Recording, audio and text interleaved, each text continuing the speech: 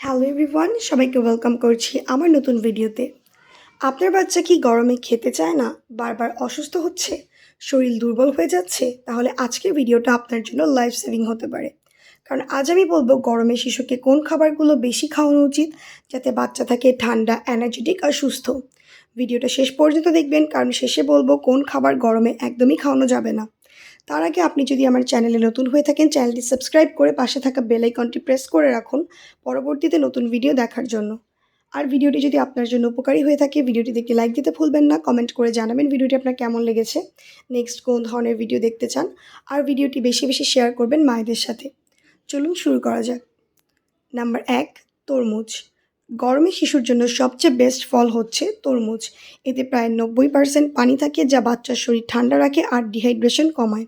শরীরে পানির ঘাটতি পূরণ করে, পেট ঠান্ডা রাখে, গরমে ক্লান্তি কমায়। ২ বছরের বেশি বাচ্চাকে ছোট ছোট টুকরো করে দিতে পারেন। নাম্বার ২, শসা।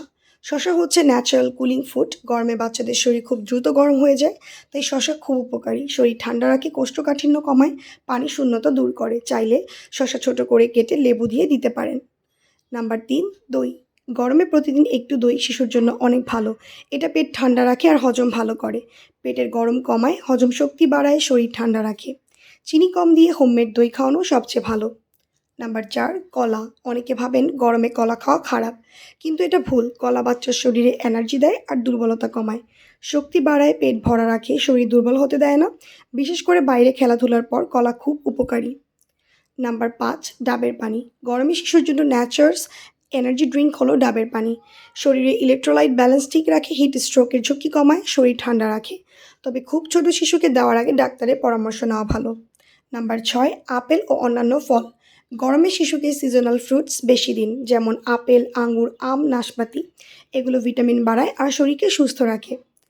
গরমে যেসব খাবার কম খাওয়াবেন, এবার খুব গুরুত্বপূর্ণ কথা।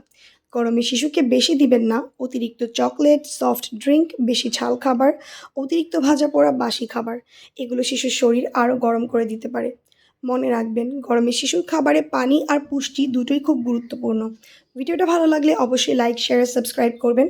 আর কমেন্টে বলুন আপনার বাচ্চার ফেভারিট সামার ফুড কোনটা। আজকে এই পর্যন্তই। ধন্যবাদ।